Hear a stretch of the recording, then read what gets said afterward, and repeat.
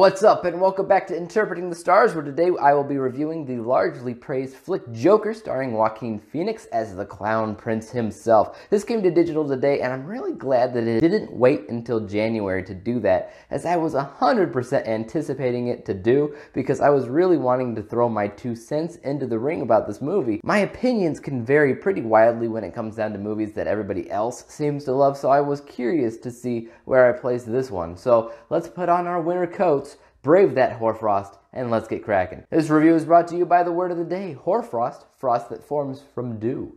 Joker stars Joaquin Phoenix as Arthur Fleck, a man with a mental illness that causes him to laugh at inappropriate times. Due to the poor treatment of people who misunderstand Arthur's condition, he has lived an incredibly difficult life, one that is sure to crack at any given moment, making it harder and harder for this clown to put on a happy face. First of all, what a film. There's a lot of tension going on when you watch this movie that any and all flaws that you might find with it are mostly just tossed out the window because you want to see what happens next. This is a character we've all known since basically birth, yet the comics have never really dug too deep into this character or why he is the way that he is, and this movie does, and I gotta say, man, it answers some questions in a very real, believable way. I've often said that nothing is cut and dry or black and white, that there are layers and reasons behind everything, that I don't think somebody's true colors are ever evil, not even serial killers. They might be bad now,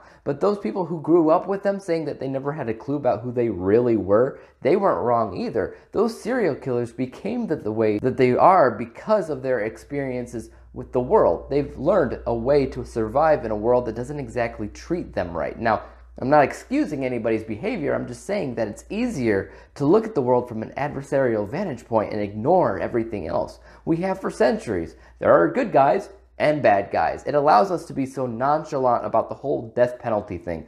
But in the real world, outside of comic books, there is some good to be seen with bad guys and some bad to be seen with good guys. Nothing is as easy as people would like to think it is. And this movie paints that picture pretty perfectly. A lot of people have compared this movie to other things like Taxi Driver or The King of Comedy, and I have not seen either of those movies, so I can't really compare them. And I'm glad that I haven't seen those movies, because whenever you dive into the world of comparing different movies to each other, your experiences as a whole can dither a little bit, and this feels more original to me than I feel like it would have been if I saw those movies. So keep that in mind. If you have seen those movies, I hear there's a possibility that this movie won't feel super original. Again, I have no way to say if that's true or not. It should be stated without a doubt that Joaquin Phoenix lands this performance really, really well. I don't think it really beats Heath Ledger's performance in The Dark Knight, but it is easily second best. Ledger was more of a comic book villain than Phoenix ever was, because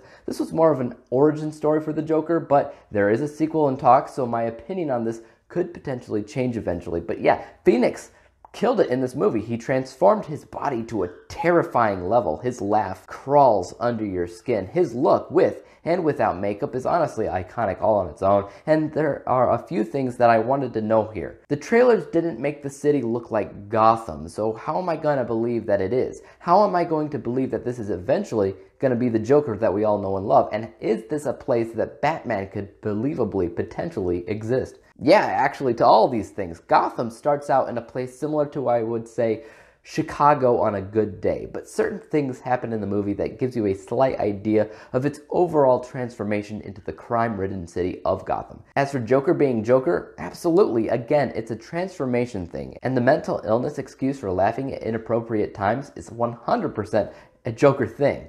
What about Batman? Yes, but I wouldn't say it would be the same Batman we're familiar with. It would be different, but similar, just like the film is with Joker. My main worries for this movie are no longer worries.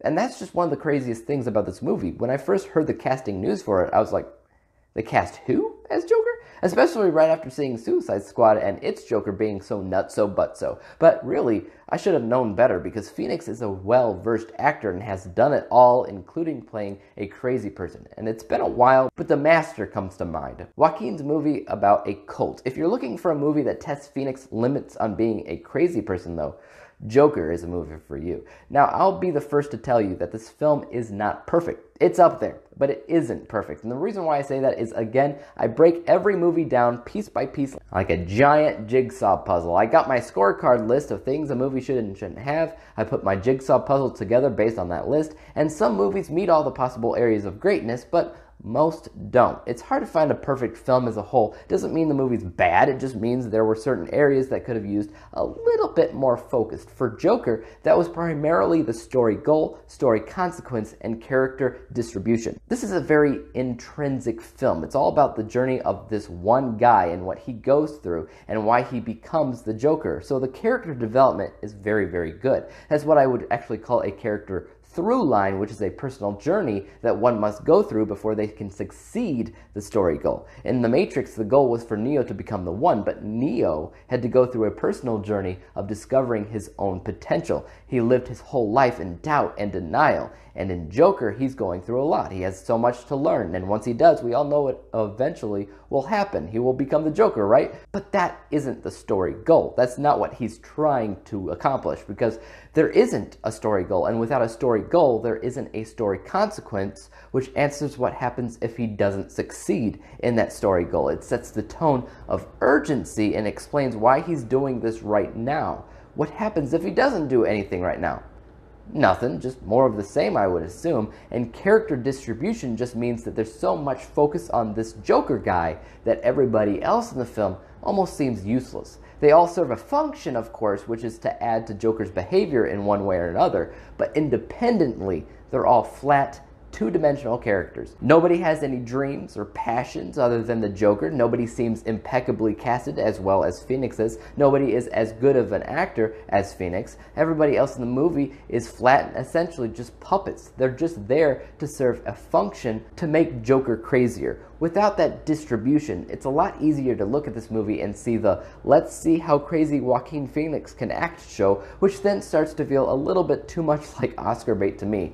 All in all, that just means it's not 100% well-rounded, but I still love this movie for what it did and how it did it at the same time. What did I score it? 93%, 93 out of 100 possible stars, granting it the letter grade of A. If you're wondering where I place this in my 2019 rankings, it's currently in third place, tied with a couple of others, including another comic book movie, Spider-Man Far From Home. I am curious on what you guys think about this movie. Let me know in the comments down below. Who's your favorite Joker in film history? As for YouTube, you know what to do. Hit the subscribe button if you like this review and you would like to see some more like it. Hit the thumbs up button because that always helps out my channel. And don't forget about that little bell icon because that helps notify you when I come out with my next review. And until then, peace out!